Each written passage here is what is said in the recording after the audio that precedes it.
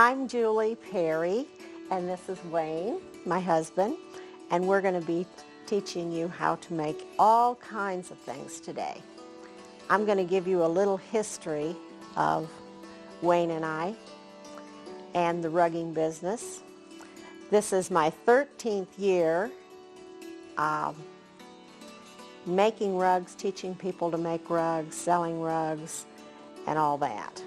It's Wayne's 4th year. We met 4 years ago, and he just fell right into it, just like it was meant to be. My first mother-in-law is 95 years old today, and she just died a few months ago. And that's really the reason that I got started making rugs. She made rugs for me many years ago. I've got one of them here. Wayne, can we show this? Your foot's on it. This rug is about 45 years old, and it's a little frayed. It's got a little hole in it. It's been used the whole time. I'll have to patch that hole. It's now retired to the guest bedroom. It was in front of the kitchen sink and the front door and the back door for all those years. And she used rags to make her rugs. She cut up all the clothing. It took her about 8 to 10 weeks. It takes us about 8 to 10 hours to make the same size rug. And we use all new strips of material. This material is 2.5 inches wide. And I'm about to add a piece here as I tell you the story. I'm left-handed and Wayne is right-handed. And you're going to be seeing both left and right-handed rugging today.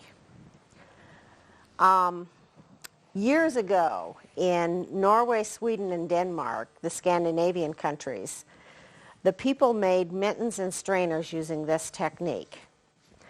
And they got on the big ship, they came over to the U.S., and you know there were no Walmarts here and there were no roads.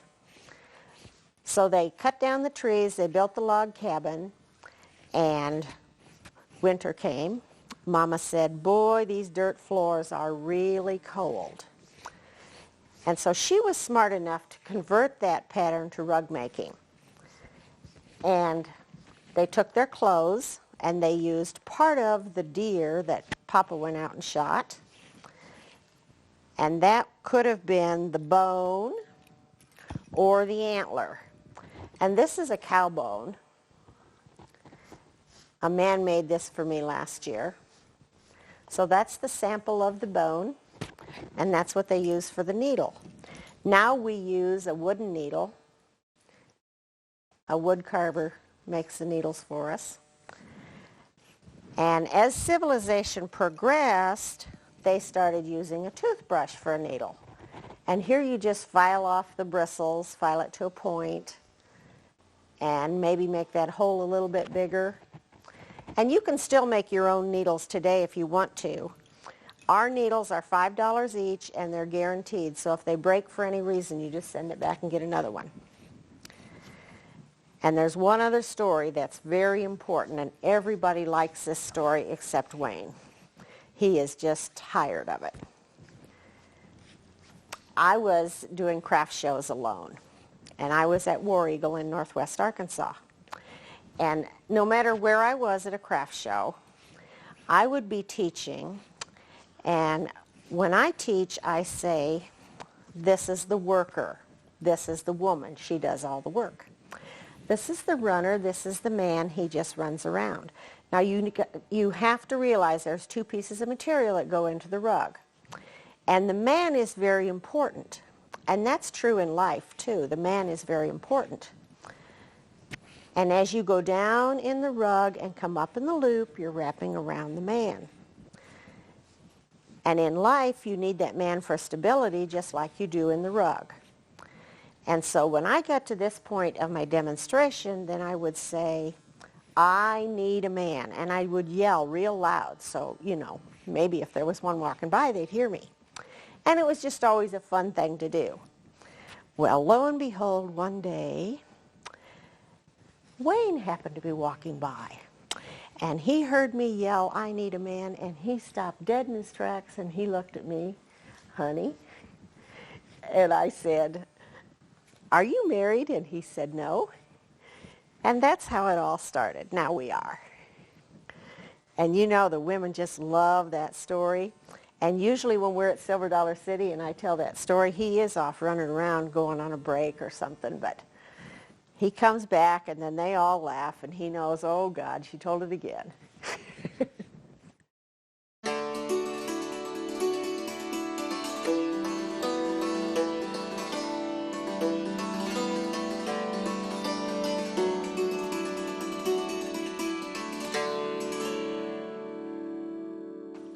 Okay, the first thing we're going to learn today is how to make the round rug. This is a hot pot pad, and this is a hot pot pad kit. And many people buy this, which has a needle, a round start, and a half a pound of material. And it makes something this big. It could be the beginning of a round rug. It could be a hot pot pad that you set a hot dish on the table. This is how much 1 pound makes, and that could be a chair cushion.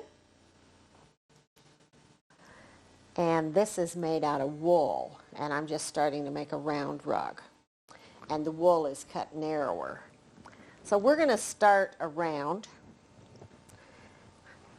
And the first thing you do is you get 2 pieces of material, and you put the 2 ends together.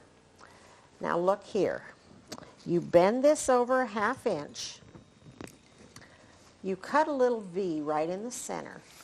It's just as big as your finger. You open it up, stick your finger through, turn it around so it's continuous like a road, and take the other end, and if it's on top, you're going to come up from the bottom, and you're going to pull that all the way through. And you have a knot like this. And that's how you attach your material every time, whether you're left-handed or right-handed. And please don't worry about right side, wrong side of material. Now this is very similar. Yours is a little bit different.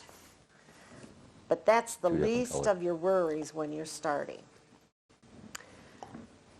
Now we're going to make 1 hole right here where that knot is.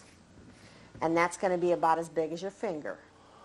And that's the center of this round. Now Wayne, we're going to watch you go down and come up in that hole. The most important thing is to squeeze those 2 pieces together so that this hole doesn't grow. And I have to tell you, when Wayne was first learning to make starts, he was very determined. You know, I sell starts. There's some people that just hate to do this. I say they have more money than brains because this isn't that hard. But it takes practice. So he made the first one, and it had a big hole in the middle, and he undid it. Started over, made it again. It had a big hole in the middle. He undid it. Started over. Made it again. Still had a big hole in the middle. He threw it at me and he said, "I'll buy my starts." Now he makes all the starts for the kits. And he does a really good job. You're always going counterclockwise. So you go down in the center and up in the loop. And over again down in the center. And don't pull those too tight, because you have to increase in each stitch once you get this first row around. I'm on my last one, are you? Yeah, I'm jumping out to the outside Okay. now. Let's show a real good close-up of that. Can you see? This was the last Yeah, but- one. Now we're jumping to the outside loops of the rug. So we're going down, catching the loop. I'm just using my thumb to catch that loop, back up through it. And then I'm going to do an increase right off the bat now that I'm all the way around. in this first row, when you jump out, you have to increase almost every stitch. I'm going to do an increase right here. That's the stitch I just did. That's the next stitch. And that's the increase. And there's a real good picture of the increase on the top of page 4 in the pattern book. And I always tell people it's easier to see it on the paper than it is here. It's like going in the knot between the two stitches. When you crochet, you go in the same hole twice. And you don't do that on this rug. If you go in the same hole twice, it's going to make that hole bigger. Now you can watch Wayne add on a piece of material. Bring my new piece and just lay it on top. Bend it over a 1/2 inch. Take my scissors at an angle, just cut a little slot big enough so that my finger will go through the 2 holes. And then we turn the material like we were adding on. Bring the other end through the opposite side back through that hole. You'll know if you do it wrong because you just won't catch anything. It'll you fold bring right it down and it'll fold and makes a nice smooth, almost no knot at all.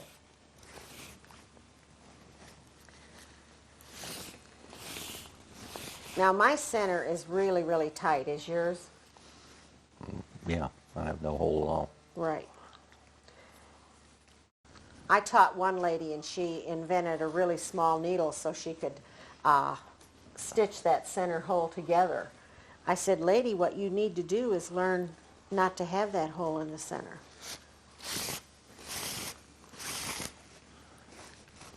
And that just takes practice. I found those that really pursue are the ones that are successful. And I think that's true about anything in life. If you want to do it, it's going to happen. You just have to keep going. Don't worry about ugly to begin with. You know, I always say babies are ugly for a little while, so are rugs.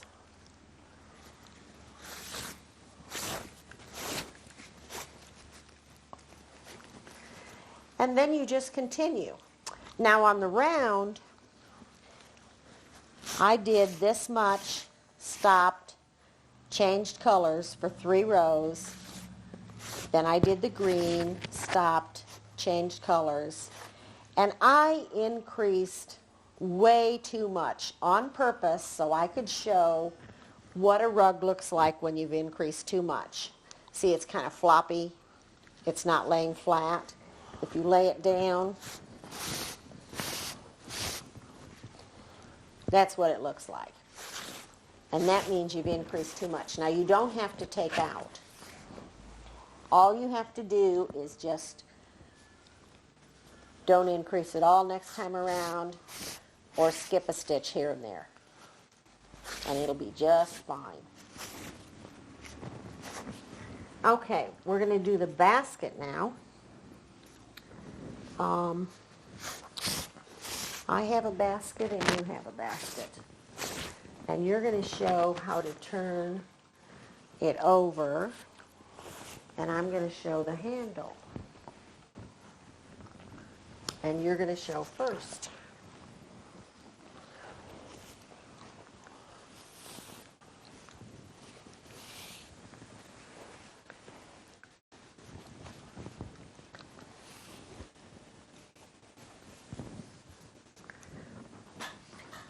Okay, whatever you're making, you make that bottom as big as you want. And how do you tell what's the top of your rug and what's the bottom? That worker is standing straight up. That's how you know that's the top.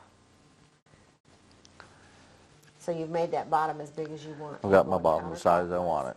So turn it over. So we're going to turn it over. Bring our runner back to our left. You want a pin. No. You want a pin to mark that spot right there.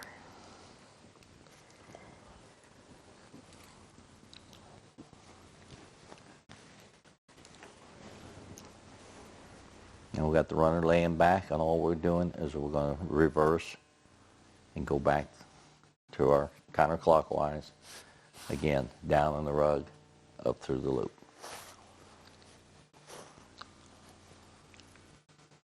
And he's just making the sides of the basket. That's one that's finished. You can make this in an evening, no problem. I sell these for about $12, and this one is made out of lace. And that's a really good deal because the lace is very light. You can get a roll of lace this big for, it's 1 pound, that's $3. And that'll make A bunch of baskets. bunch, yeah. The first basket I ever made, I made an oval, and I made it out of 1.5 inch wide material. And that's the way it is. It's real floppy. And that's how you learn. You need material about 4 inches wide or more.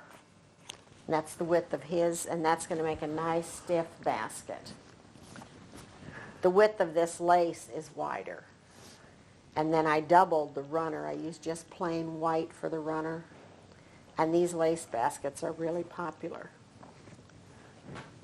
And also with the wider material, I'll fold it in half, just bend it over so that you don't have such a wide piece, just for my putting them together. Cut my hole, put my finger in it, turn it like I was going to make a railroad track sticking out there. Reach down, get the other end. Again, back through the hole.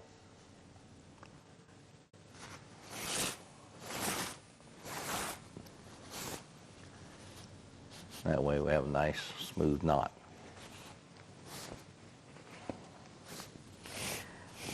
You keep working on that side and I'll show the handle and then we'll come back to you. Okay, we've got our sides all done as big as we want it. And this handle is part of the basket. I finished going around here. I'm going to come across, and I put a pin here kind of to mark halfway. And this is how we cast on for the oval. It's just, you'll be learning that when we do the oval. And that's how you make the handle. It's kind of like a buttonhole stitch or a half hitch or like casting on in knitting. And you don't pull real tight. You know, a lot of these crochet ladies pull so tight, they're so used to crocheting. And you don't do that with this rug. Now when we add the material on the lace, I'm going to bend it in half too because it's so wide. Cut my little notch, turn it around, and take this end through from behind. You want to pull that tight. If that rips out, you want it to happen now, not when your rug's made.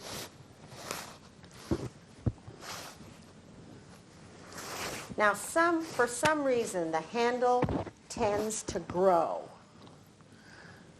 So you want to make this handle a little bit shorter than you really think it should be. And then on the way back, it grows a little bit, and your handle will be the right length. I also have a sample of a basket without a handle, and I like those. This is good to put anything in. This one is the one that holds all my candy at the shows. And I have thrown this already in the washing machine. And when I take it out, I just fill it with Walmart bags or something to hold its shape. It's a nice gift. You can make them for Christmas or birthdays or whatever and fill them with something. One lady made the baskets and she put flower arrangements in them. That was a really nice gift. Somebody bought a white lace basket like this and they were giving it as a baby shower gift and filling it with baby stuff. Okay, I'm thinking that's just about right. Maybe one more.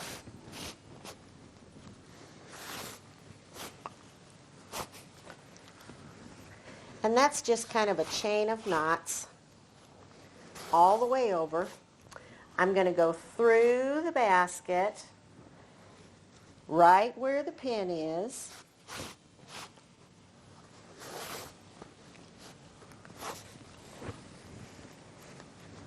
I'm going to take this pin out at this point because it's just marked halfway. And then I'll go back through the other side, so I'll be ready to go back. I'll take this off. I'll do the same thing with the runner. I'll go through the basket.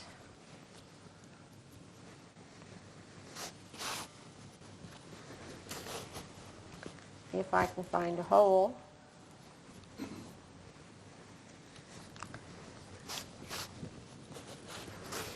And I'll turn that around, go back through so it's ready to go back. And that securely fastens it to both sides.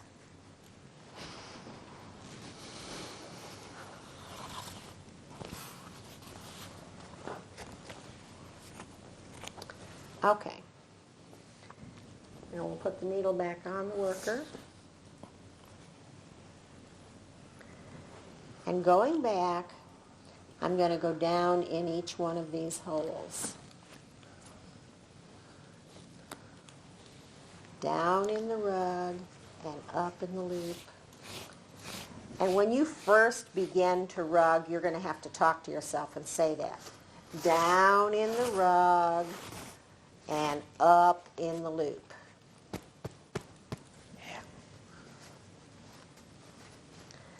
Down in the rug, and you can see each one of these holes are stitches.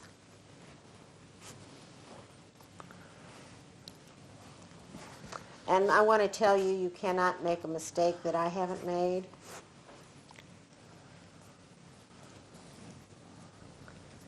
And that's a good way to learn.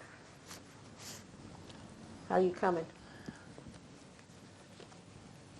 It's coming real nice. The sides, Yeah. just by reversing and not increasing, the sides came right up. All righty. You have to make sure that you pull tight, but not too tight. You don't want it to cave in. You know, if you pull really, really tight, it'll go in too much.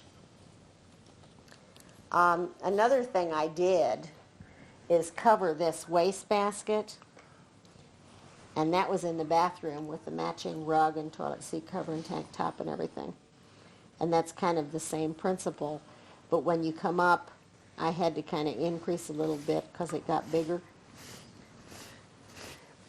What I like about this is all the things that you can invent. Okay, this is our handle going back. That's what it looks like. And the basket will be complete when I get to the other side. And then I will pull my material through one this way and one this way on the basket when I get to the end. And you just bury it in there like you do with crochet or anything. And that's a nice basket. We don't have any other round to talk about, do we? We got the picture of the round rug over here. That's a rug by my front door. That's the old-fashioned look, where every piece you add on is a different color.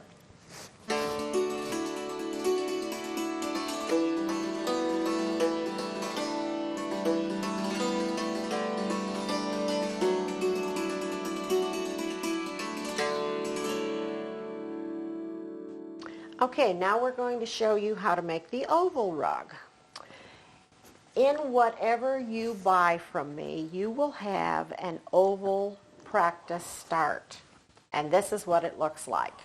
You'll have a lot of material, your needle will be on the worker, and your runner will be a different color.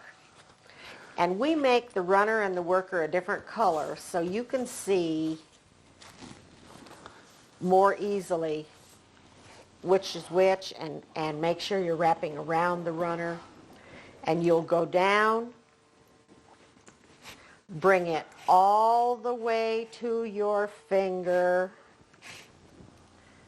catch it, and come up. The left-handed person is working counterclockwise. The right-handed person is working counterclockwise. I work here, and Wayne has this turned around, and he works on the outside. We're basically doing the same thing. You go down and come up. And we're both going to start an oval rug. One of the most important things about an oval rug is the length of the start. Now the length of this start is 3 inches. That means no matter when you stop on this rug, it's going to be 3 inches longer than it is wide. The length of this start is 12 inches. This rug is going to be 24 by 36 because 36 take away 24 is 12. This is a toilet seat cover. The length of this start is 3 inches, maybe 2.5. You measure the width, you measure the length, and you subtract, and that's what you start with. When you get finished, you take a piece of material and you just use it as a drawstring and go in the loops and tie it, and you have a toilet seat cover. And that looks real pretty with a rug and a tank top to match. Okay, we're going to show how to start this oval. You get the 2 pieces of material, and I'm using this burgundy, and Wayne is using a navy.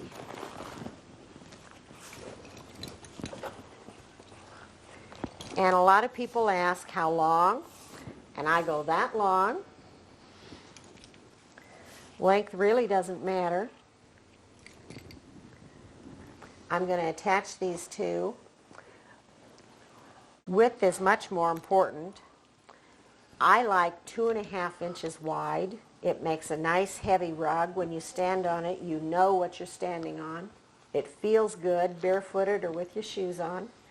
It won't slip nearly as bad as a narrower one will. And normally I'm going to pin this to my left knee. Now you know when we sit here in our recliners, we pin it to the recliner. But I'm going to do it the right way, the way I always teach in class, and that's to my knee. Wayne is pinning it to his right knee. We're both going to make knots. My knots are going to be toward me. His knots are going to be away from him. And you just do the same thing over and over again. You put 2 fingers in there, flop it over, bring the needle up, and don't worry about right side, wrong side.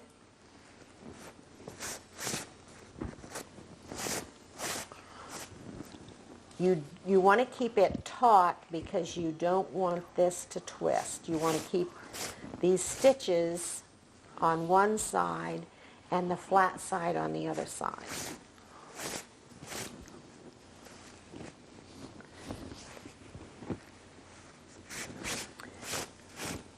And it's much, much easier for you to do this after you've practiced on your practice start. You want to get your tension even. You don't want these to be real tight. And this really twists in the beginning. So you want to untwist it once in a while.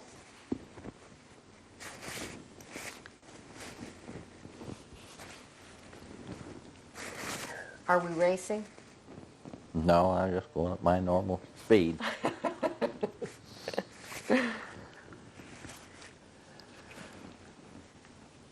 Your stitches are facing the outside. Mm-hmm. And I kind of hold that runner tight so it stays straight. And as you get closer to the to the end of the length of the 12 inches or however long you're going, you can kind of move your knee over. It kind of gives your knees, here we go, here's the ruler.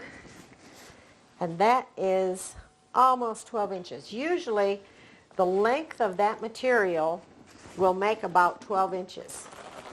About that much makes 12 inches on the rug.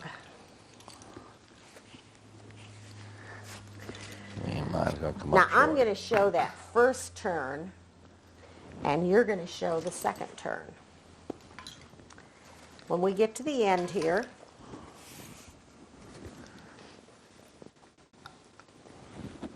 and that's going to be one more stitch for me.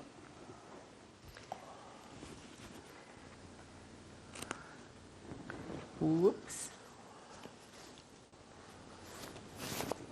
One nice thing about this is no matter what you're making, you use the same needle. And you don't let your dog eat it. Some dogs think these needles taste real good.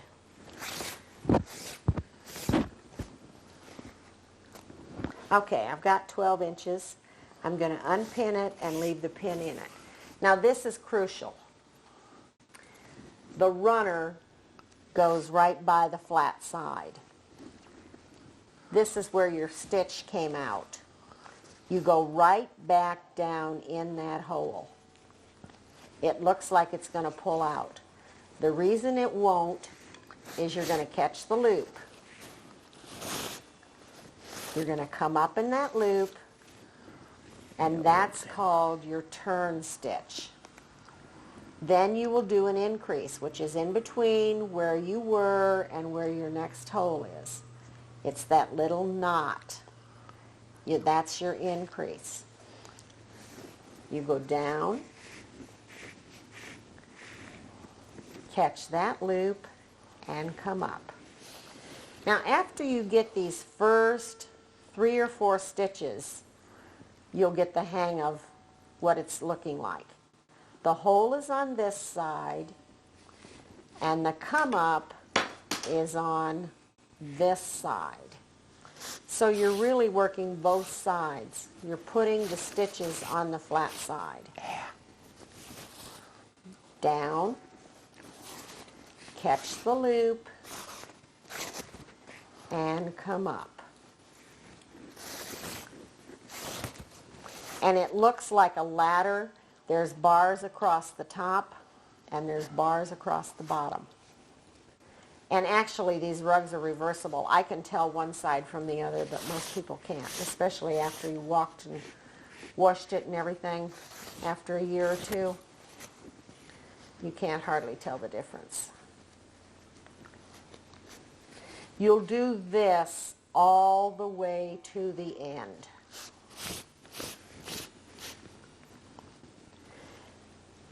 And see, I'm actually working on this side going counterclockwise. And Wayne is working on the outside going counterclockwise. I'm getting close to the end here, and it will twist.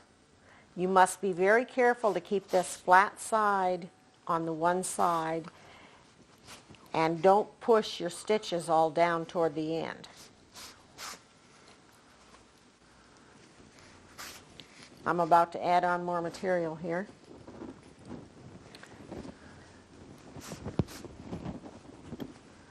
Sure I am. Here it is.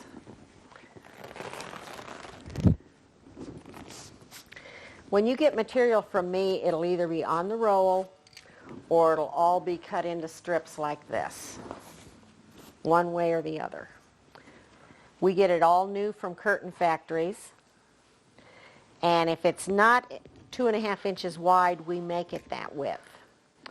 And we do that either by cutting it with the bandsaw or cutting it with the rotary cutter. We never tear it because I want it all folded neatly when we sell it. Sheeting works really well. You can use your own material. And what's most important is the weight needs to be the same. So if you have something that's really heavy, you want to cut it narrower. I'm getting close to the end to show what we do with that end that was pinned to your knee. Are you getting close to that? I'm there. Okay. We're going to look at Wayne. He's going to show 3 increases in the same hole. And it's the only time in the whole rug where you do 3 increases in the same hole. How do you know it's your last hole? Because there ain't no more. That's right. And we start, and it's right there on the end where the pin was. And just like the rest, it's down in the rug. Catch that loop. And the first one we put off to our right-hand side. Just like all the rest. Like the rest. We go right back in that same hole for the second one. And we're going to put it out on the end. We're just making the round of the corner. If you didn't do 3 in there, and you just did 1, the next time we come around, you still only have 1. This rounds off our corner, and we put the last one in is on the opposite side. So we've gone around the corner making 3 stitches, 1 on the right, 1 on the end, 1 on the left. And then we continue right down the other side.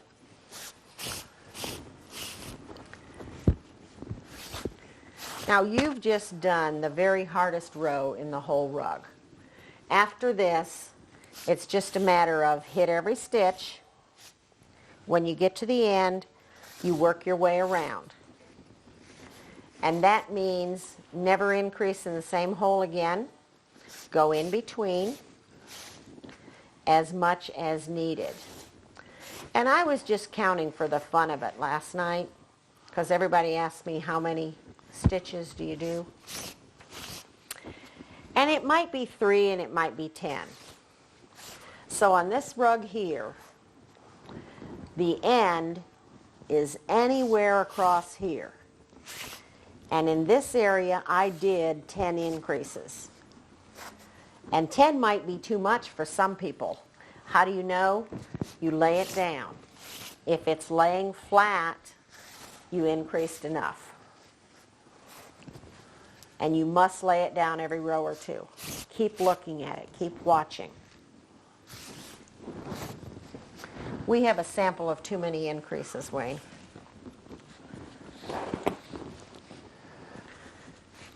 You want to lay that on the floor? Yeah, we deliberately did this now. This wasn't by accident. See how it comes up? By over increasing, it makes your length too long, so therefore it has to rise. So you would put a pin right there. And when you get to that point coming around, you'll skip a stitch there, and that's going to bring it back. And not increase probably on the corners. Maybe you wouldn't increase it in it. Got another lump here or 2 that we could pin. And it might take more than one time around to straighten that out. But it will. That's not too bad. I've seen many, many rugs that are much worse that I've fixed just by skipping stitches and not increasing for a few rows. That's what I like about this craft, is it's not, you don't have to be a perfectionist, and it's very forgiving. You're not building a church. This is a rug. You're going to walk on it. So many people are so worried about right side, wrong side. All this material has a right side and a wrong side. And I really don't worry about it. But I will show you if you want to worry about how to do that.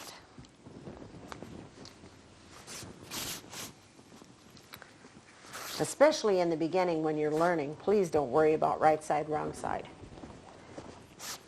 You're going to go down, and right here when you come up and you get to this point, make sure the color you want to see is on the outside.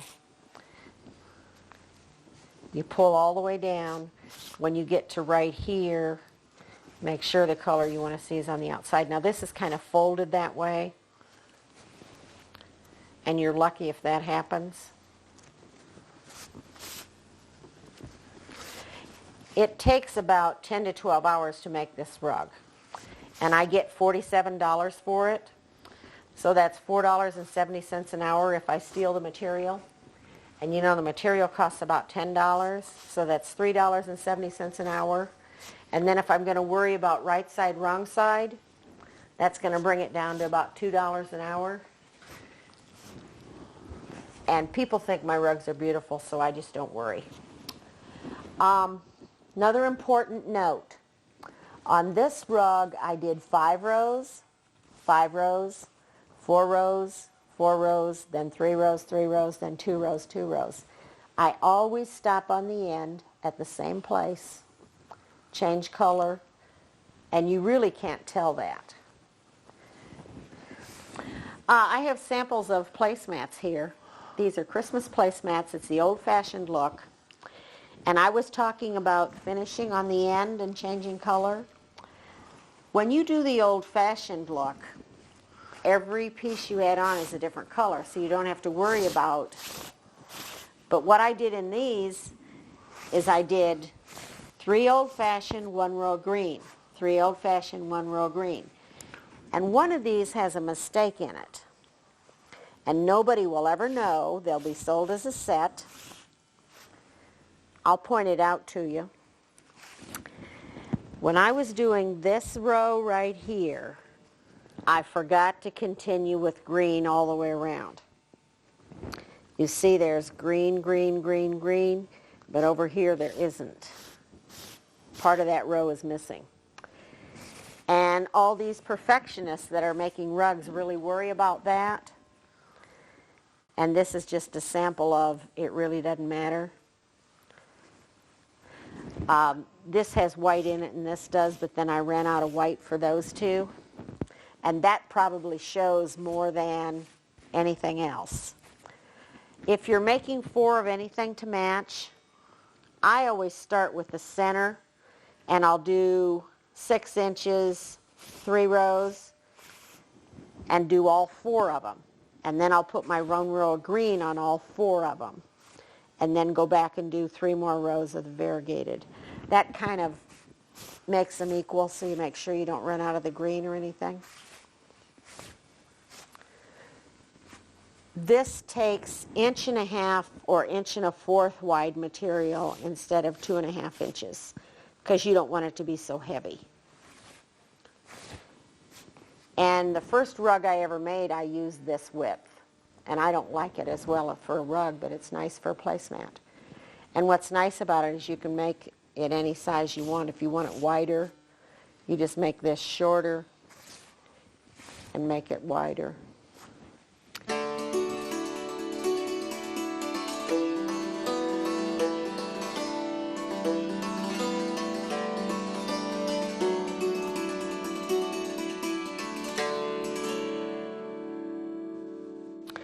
Okay, we're learning how to make the heart rug. It's very, very similar to the oval. On this particular rug, I did 4 rows and divided it with 1 row of accent all the way through. I don't like a rug all one color. I think that just makes it stand out a little more. You're going to cast on 18 to 20 inches, just like you did on the oval. Pin it to your knee and make the loops. Unpin that, bend it in 2, put a pin right here in the center, and that marks the center of your heart. You leave that pin there the whole time until your heart is finished. As you come down this other side, you're going to get to the center, and right here you're going to skip 2 stitches. And you have a sample of that, don't you, Wayne? Well, if I don't mess it up here. And by the way, do you see how his rug is twisting? That's very normal. One lady threw the rug out because it was twisting like that. That'll straighten out in a row or 2.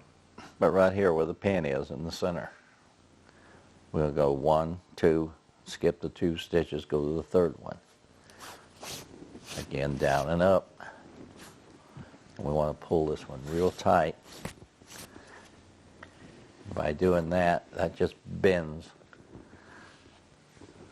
your start. That gives it the heart shape. And it'll, Every time in the center, in the valley, you skip 2, and every time over here, you add 2. And then you're going to do your ends just like an oval, increasing. And I'm going to increase on this end. I've done this stitch, and now I'll do an increase.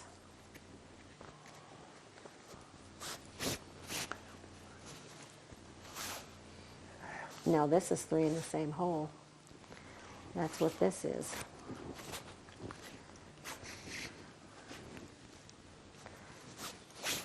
That's 1.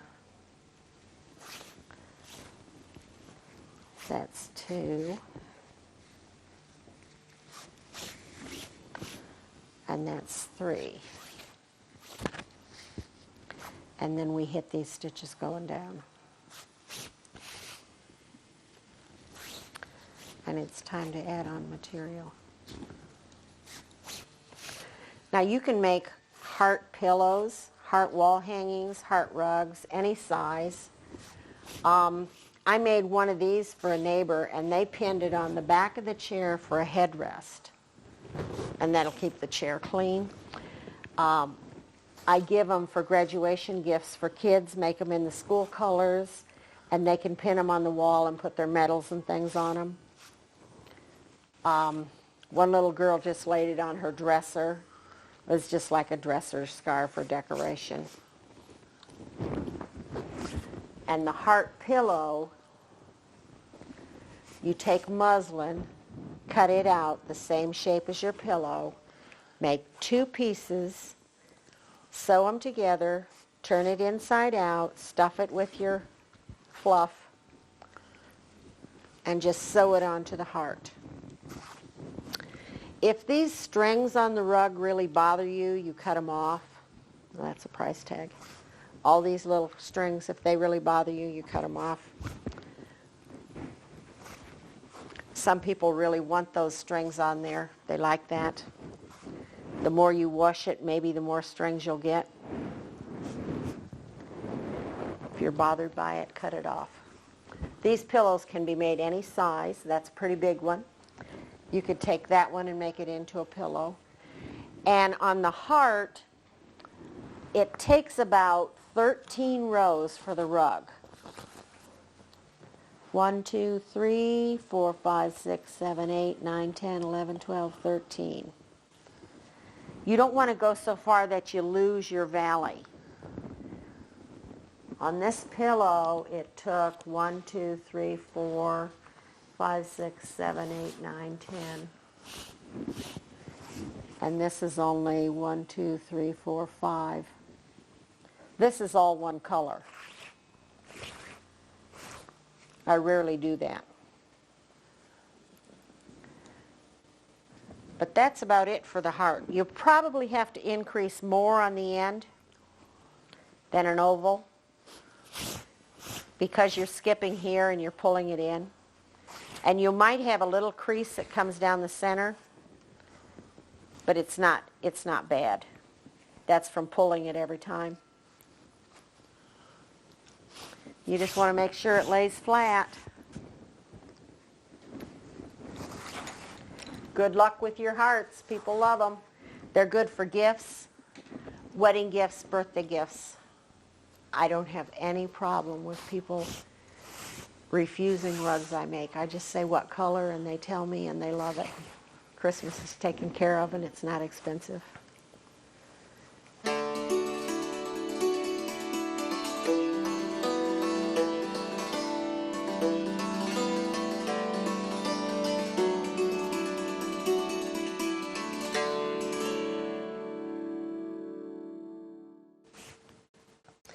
Okay, we're going to learn now how to do the half moon. Not too many people make this rug. It's difficult to keep that edge straight. I always wanted one to go in front of the fireplace. Now that's not really very safe because if one coal gets on that and burns a hole in it, that's one thing that's going to ruin your rug. So maybe you'd put it on there in the summertime when you're not using the fireplace.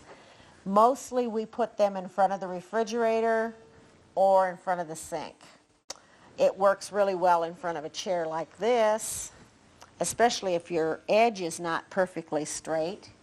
You can stick it under there and nobody will ever know. That happened to me once. This one I took from the in front of the refrigerator. The beginning part of the half moon is 3 stitches. And it's just like when you start an oval. And the difference between the half moon and any other rug is you're going to turn it over. You go to the end, turn it over, go back, turn it over. You're only working here. You're never doing anything here. So I'm at the end here where we're going to turn over. This is the top. I'm in the end, turn it over, go right back down in that stitch, catch the loop, and come up. If you increase too much along here, it's going to push your ends out. If you don't do a turn stitch on the end, it's going to bring your end back. And you really have to be awake and alert. Now here we have a good example of increase. 2 big holes. That's how you know you need to go in between. A lot of people say, how do you know you need to increase? Well, your rug is getting bigger all the time, so you know you need to make more stitches.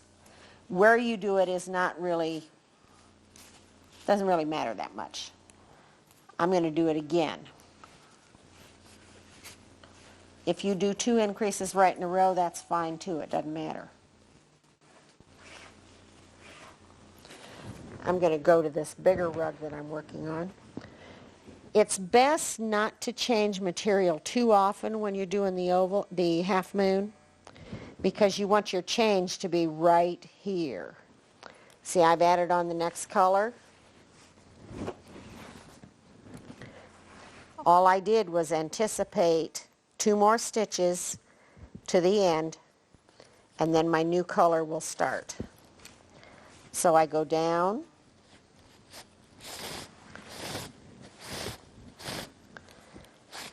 catch the loop, and come up.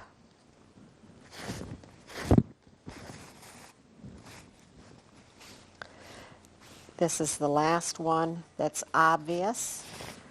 Go down, catch the loop, and come up. And now the little trick is to go underneath and find that last stitch. And that's going to keep this straight.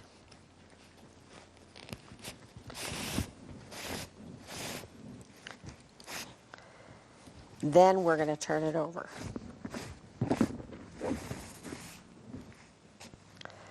Flip it over. Now this runner is going to continue going that way. It's on top. And you go right back down. And how this is laying is going to determine how your increase is going on the end.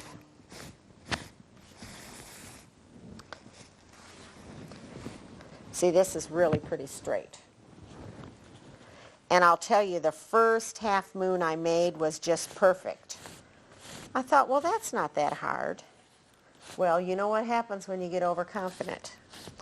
The second half moon I made looked like a butterfly. I wasn't really that worried about it. And you could tell it when you looked at it. If you do this in the watermelon, this takes about 30 rows to be 36 long and 18 wide. So in the watermelon rug, you're going to do 25 rows of red, 2 rows of white, and 3 rows of green. And when you do the red, you're going to put seeds in every once in a while. Now I'm going to pretend that this is red and we're going to have a black seed come in here. And we want a seed right here. I'm going to cut this off. Give me my seed. I'm going to take this much material, pretend this is the black material, put it on, bend it over,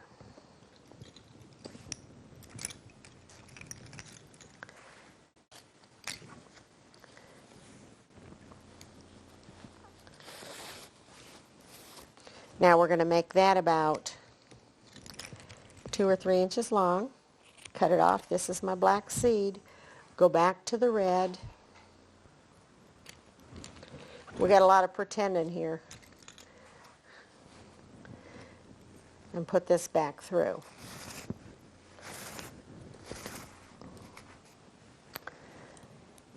Then you just keep going. And you can put those seeds all throughout wherever you want to.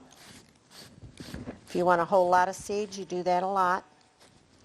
If you don't want many seeds, it's real hard for me to get red material, or I would be showing this with red material, but I don't have any right now. Curtain factories don't make many curtains out of red, I guess. But this is our seed coming through.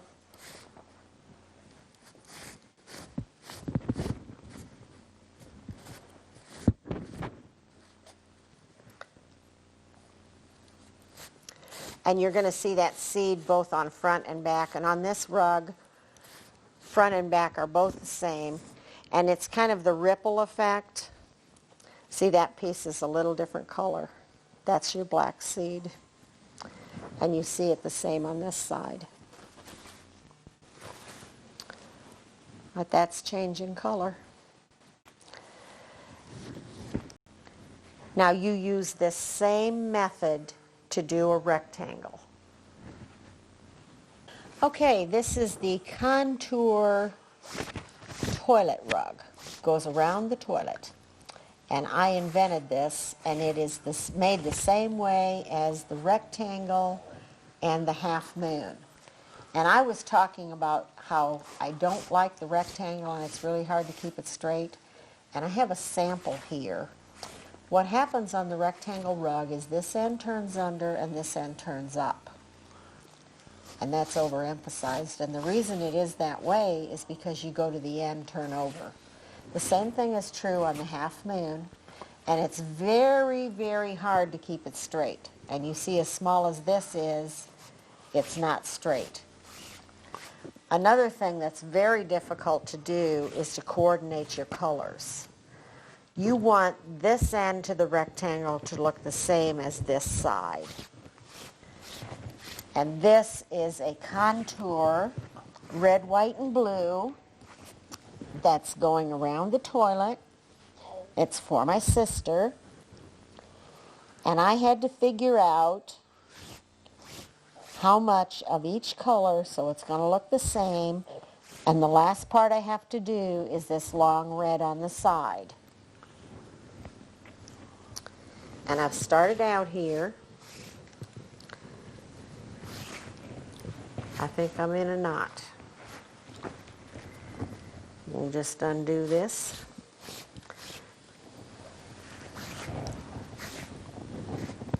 That's the runner, this is the worker. Now what I do is measure a purchased contour toilet rug, or measure how long you want it to be. And I think this is about 20 or 25 inches long. And you're going to cast on that many stitches to start with. And then you're going to do about 7 or 8 rows. And it's much, much easier to do it all one color. Then you don't have to worry about changing color or whether you're in the right spot. But for my sister, she gets the red, white, and blue. And she did not want too much white in it, of course. She already has one oval rug that this is going to match. And that really makes the bathroom look nice. Now you could make the toilet seat cover and the tank top That'll probably be her next request in the same colors, so that would be pretty. You notice that we're just going down, catching the loop, and coming up. No matter what you do, you're doing the same stitch.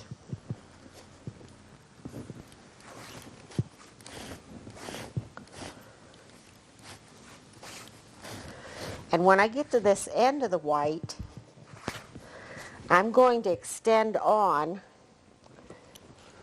so I make this length of the red and then go back. And it's going to be 1, 2, 3, 4, 5, 6, 7 more rows of the red, and then it will be done. This probably takes 5 hours to do. And when I'm talking hours, I mean me doing it. And I work pretty fast. I usually don't worry about right side, wrong side. The last place we got our material, a factory was going out of business, and we got 7,000 pounds. And we got to pick some of it, but most of it we did not. We just brought home the boxes, and we had no idea what was in it.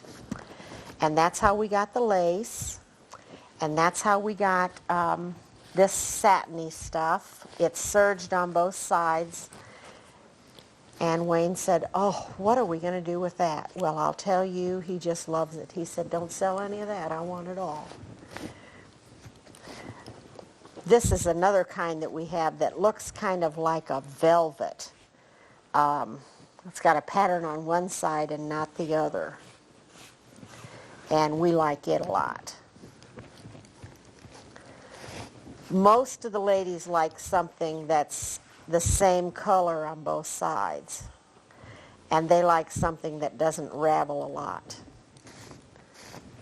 And a lot of times there's no way of telling until you start working with it, whether it ravels or it doesn't ravel. You like what you're working with now? Yeah, this is fine. I really like that satiny stuff we got. Yeah. In your material, if you're putting something that seems a little bit heavier on something that's not quite so heavy, you want to do fewer increases.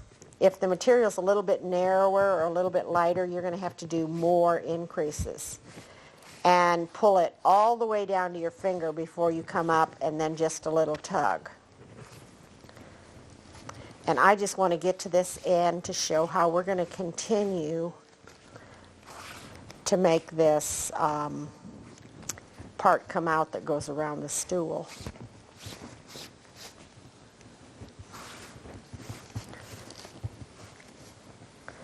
I'll be adding on more of this material. And this will be just like starting an oval when I do this.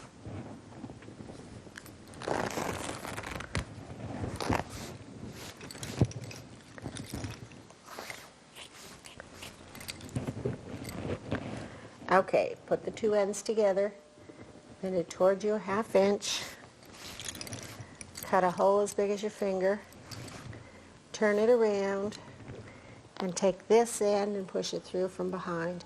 I have figured I've probably made 2 rugs a week, 50 weeks a year, that's 100 a year, and that's, let's just say 10 years.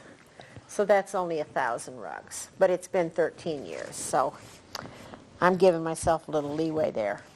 And no matter where I go in the car or the motor home, I have to be rugging. I just can't move. The vehicle can't go unless I got the rug in my hand. Something I have to do. Okay, this is going to continue.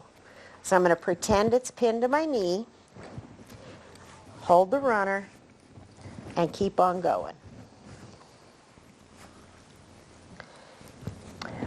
Oh, I need to mention before this video's over, we got Craftsman of the Year at Silver Dollar City, 2004.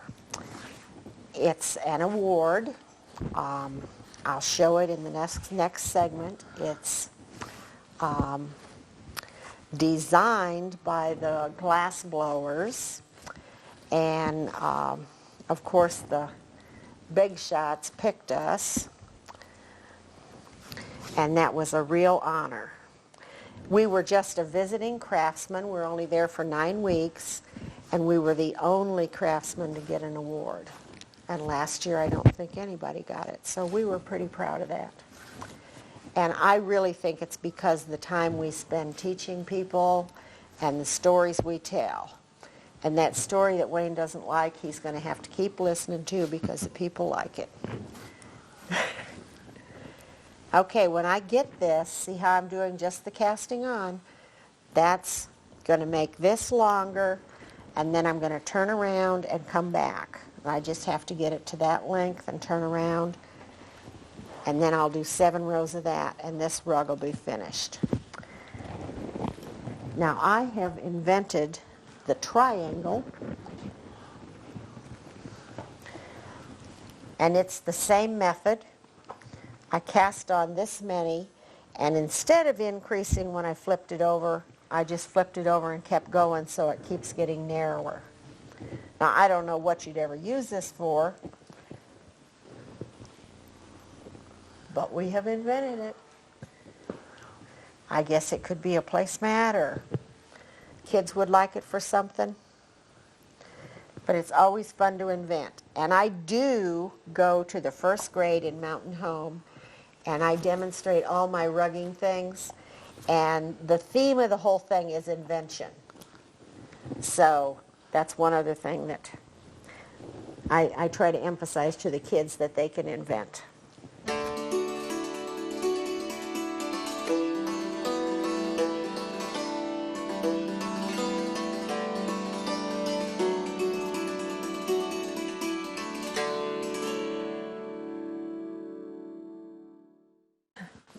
Okay, this segment is about all our inventions. And this is a hat.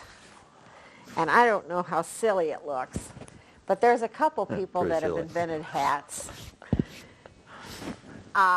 One man did a dunce hat, and a little girl made a hat. An older woman made a hat by accident, and that's how we started getting into the hats.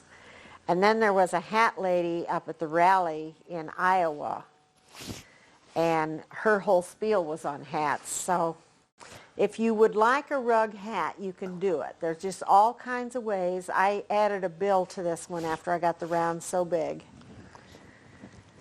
And it's just something to talk about. Now this is a purse that I made, and it's designed to carry at Silver Dollar City because whatever we have can't look like anything modern. And I can put all my stuff in. I used about 1.5 inch wide material, maybe 2 inch wide. And I made the bottom as big as I wanted it. And then I started up the side just like you would do a basket. And I put this to keep it from flopping way out. Put the handle on it. And I can fit my big water mug in there.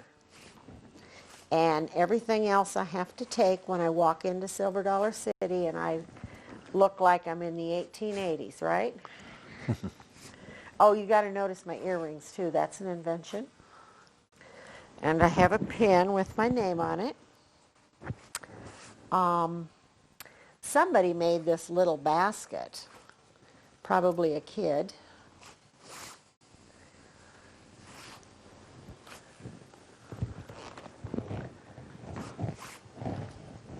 Most of my inventions aren't something that I really thought of. Somebody else might have thought of it. This is a hanger that's covered. A lot of crochet ladies do this with crochet. It's a good way to practice your casting on for your oval, because that's all it is, casting on over the wire. If you want to look up here, there's a heart. We've bent the coat hanger into a heart shape. And that sled is always decorated with whatever season is in, and it's close to Valentine's Day, so we have the heart hanging up there. This was made for Halloween. I started with a round, and this was very difficult because I anticipated as I got around to here, I would have to switch to black and figure out where the teeth went and where the eyes went as you go around. Now, a simpler way to do that would be to do the whole rug in orange and then just put those in. But I didn't do it that way. I did it the hard way. So that's my Halloween jack-o'-lantern. And on the floor here is an invention of a Christmas tree skirt. The hole in the center is an oval, and you cast on maybe about 16 inches. Just decide how big you want that center to be. So you want to make sure that if it's an artificial tree, that it'll go around that. You put it on before you put the tree in. And then you're just going to attach these two. This is twisted in like this. You just go right down in this stitch.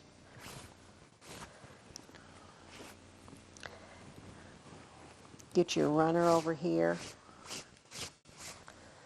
and keep on going.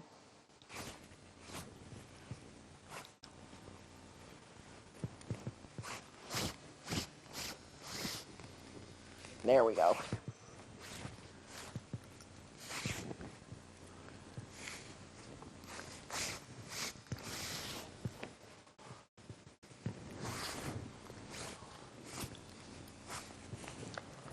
Okay, that's attached there. And the runner's here. And you're just going to make your stitches around and around and around.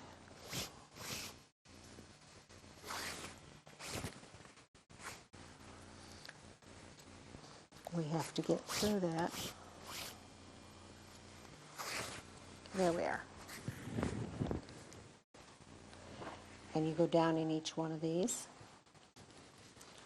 And once you get all the way around, you've got your center, and keep going. And the lady that made this is trying to figure out how she can use that for a rug year-round, not just for a Christmas tree skirt. I said you could set a big plant on it, and that would cover that hole in the middle.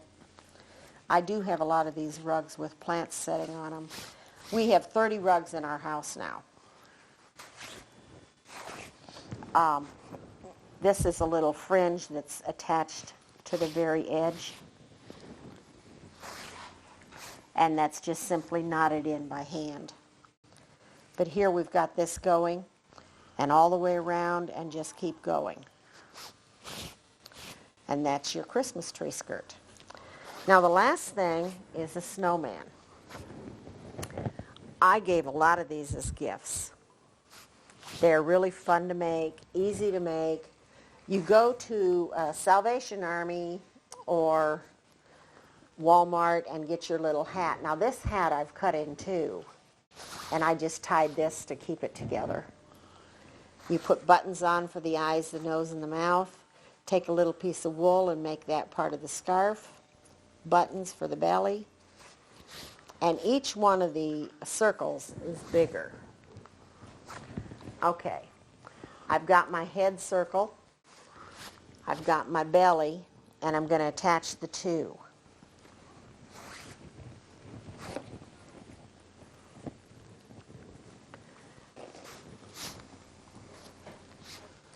As I go down and come up, I'm going to go down in this rug, the head,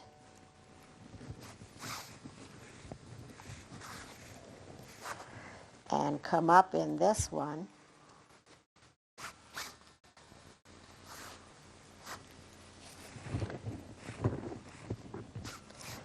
and that's attaching. And you just continue and go down in the next stitch here.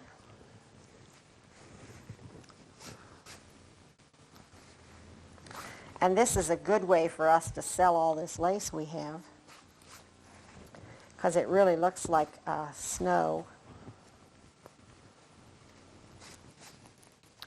And I use the runner, just regular white material. Now this could even be washed, and as a decoration I hang it on the wall, and I could have it up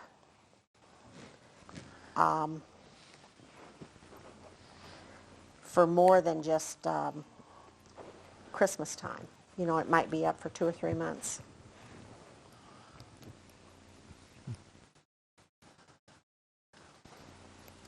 You're going to do this for 5 or 6 stitches so that they're fastened together.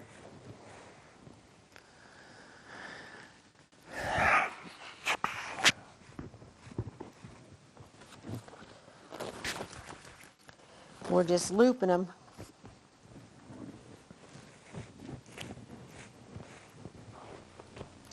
One more probably, and then you tie it off just like you do anything, and I'm going to show you that tie off if I haven't.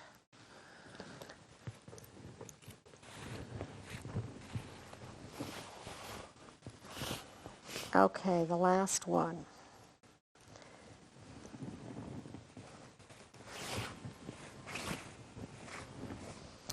There, it's attached. Now, turn it over. Take these two, tie them in a knot,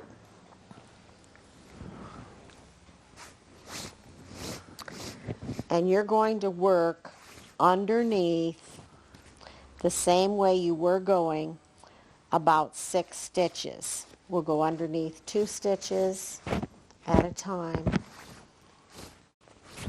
Pull it underneath the next 2. And the last 2. And then we're going to cut it off. And we're going to work the runner underneath the same ones. And that just never pulls out.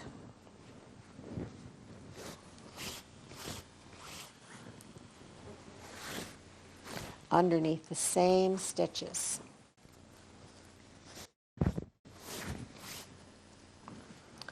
And that's how you do when you finish off counted cross stitch or a lot of other craft things that you do. Speaking of counted cross stitch, this is so much easier on your eyes. We can just sit here, kick back, watch TV, and rug, and you're not going to miss a football play or a lot of other things. You know, you don't really have to pay attention. And I just don't want to sit and just watch TV. It's my way of accomplishing something. Start working on Christmas now. Okay, I got that one done. And we'll look at the front of that and see how it looks. You can't even see that I've done that. I'll do one more round bigger, and then I'll go decorate my snowman, and I'll have another one to sell at Silver Dollar City or give away for Christmas. Now, I'm sure that after this tape is done, I'll invent something else. I don't know what it'll be, but I don't think my inventions are over. Have you invented anything, honey? No thing. He thought he invented something. He thought that when you attach 2 pieces of material together, like this, you bend them over, and you cut a hole, and you turn it around. Now, with his big fingers, it's hard to get this to go through that hole. So if you put it on your needle first and stick it through the hole, it's much easier. But I told him I already knew that. So that really wasn't an invention. And the other invention, he thought, is when you're going to increase, if you can't get into that next stitch, If you just twist this around like this, then you're right in that knot real easy. And I knew that too. But at least he thought he invented something. How's your heart coming? Well, it's growing. You about to change colors? You got 2 more colors to go in that. Oh, I You're forgot gonna about put that. this? Yeah. And this. You got to go it's- with a plain next, don't you? And you change on the end of a heart too. Are you on the right end to change? 2, 4, 6, 2, 4, 6. Yes, I was. That's how you tell. You They're even. want both ends to have the same number of rows. We'll just back up a couple little stitches and we'll change colors. Well, we'll watch you change colors and then we'll be done with this segment.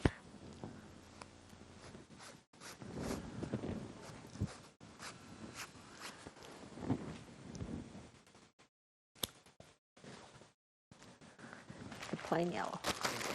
Anything that's wrapped in a package like that is exactly a pound. And it takes 3 pounds to make a 24 by 36 inch rug. A pound is 3.5 yards. And that little roll doesn't look like 3.5 yards of 45 inch wide material, but it is. I weighed that.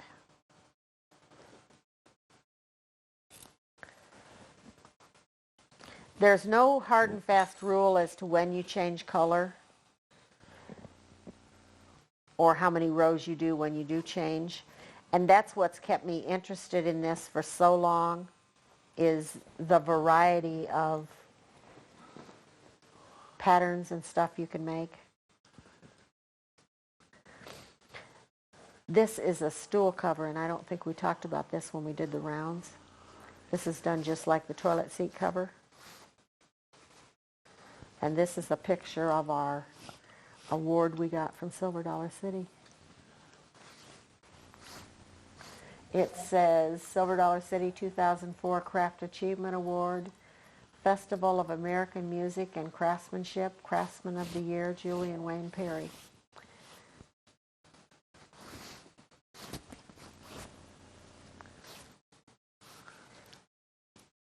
Now, are you changing color on the runner? Mm-hmm. Yeah. Well, no, I didn't. I'm going ahead. That's kind of, if you want to, you can. How long do you have it, the runner? No. See, he can just let that go because it's right next to that color. It's not really going to show.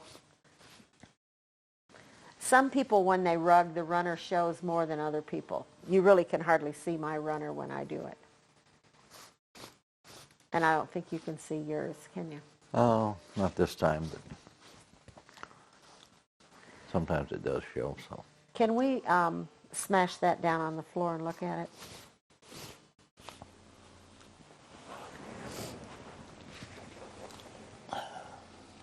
Yeah. It's still twisty.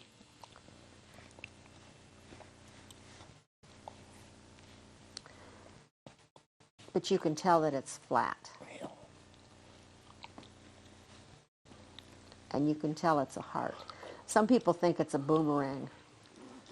Now that could be an L right there. If your name was Lane instead of Wayne, you'd have your letter right there. Another invention? Yeah. That's it for the inventions.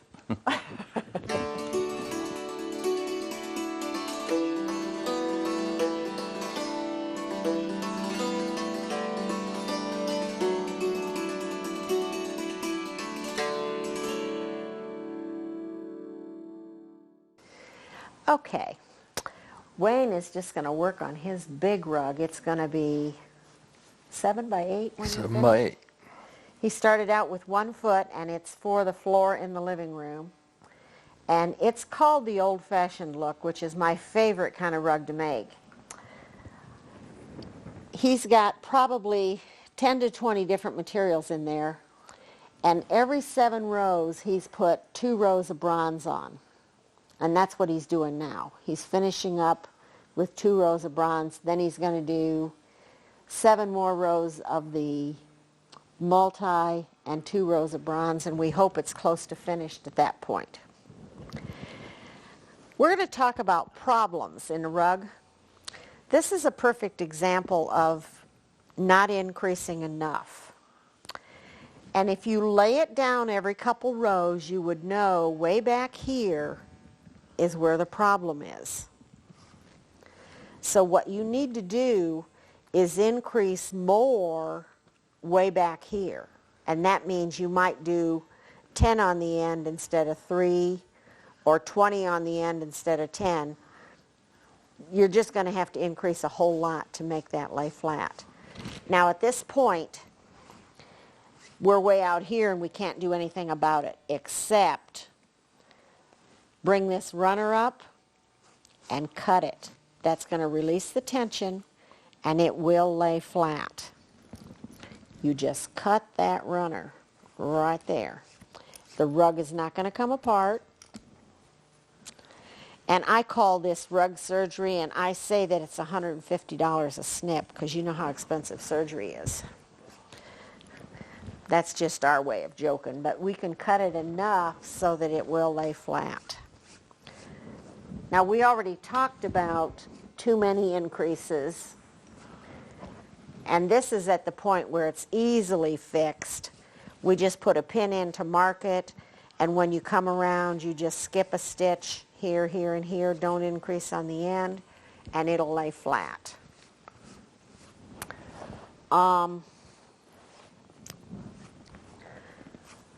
In the beginning, your oval is going to twist, just like Wayne's heart did.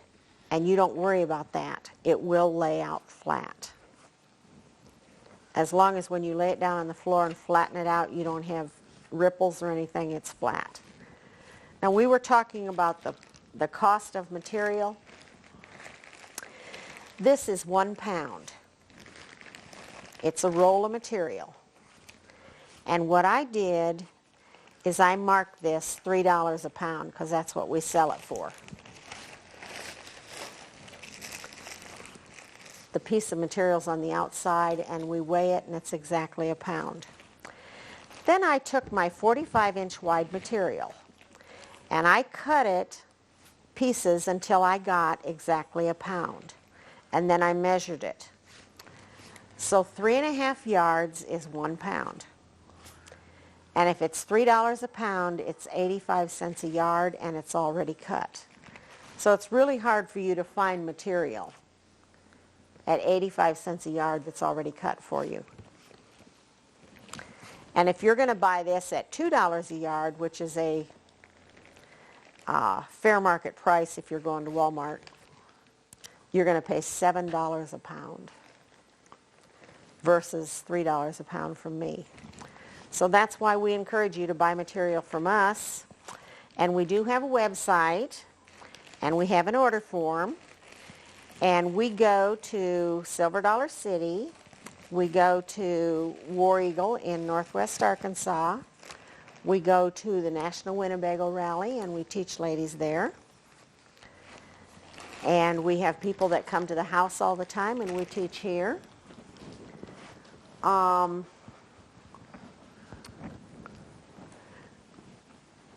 needles are all guaranteed, and I need to show my kit. This is the most popular kit I sell. It's a $30 kit. It's enough to make the 2x3 rug. It has the pattern, the needle, and the practice start, and 10 yards of material, which is 3 pounds. And then we will put either the video or the DVD in this, and that makes it a $50 kit. And that's the special on the website. You can get it 30 without the video, 50 with. 30 without the DVD, 50 with. We have other kits too, but that's the most popular one. And you're still working on your big oval? Still on my big oval. I've got another couple of weeks on it yet. I started in November. Now I don't work on it every day. Some nights I work on it an hour, some nights 2 hours. I've still made a rug bigger than him, though. We're going to keep it that way. The rug I made was 8 by 9, and yours is going to be 7 by 8. But I do appreciate you, and I think you are God's divine intervention. This is something that I prayed for and I asked for. Lord knows I said 1,000 times, I need a man. And I got me a good one. So for all you ladies out there, if you need a man, just make it known. Get the rugged. Ask and you shall receive. Okay, this is a long hallway, and instead of making one really long runner, I chose to make 3. That way they'll fit in the washing machine. It still looks nice. They're all color coordinated. It's the old-fashioned look, and it's much easier to do. This is a large oval in the kitchen. It's 4 by 6. And what I want you to notice is how well it fits the spot. You measure your area, length minus width, and that's what you start with. And you want it to be just a few inches from the end all the way around. And then I made the half moon to go in front of the refrigerator, and it's the same color, it coordinates, and that makes it look nice. This is the large rug that Wayne's making for the living room. It's going to be 7 by 8 when it's finished. And what we want to point out is how flat it lays. And that's because he's laid it down every couple rows and looked at it. And it's a multicolor. It's going to last for 50 to 75 years. And we wanted to make it to go with any color that we might have. This is the bathroom set that we were talking about. There's an oval rug, the toilet seat cover, and the tank top. They all match. And that really makes a nice set. And I thank you for watching this video and for buying it. And happy rugged.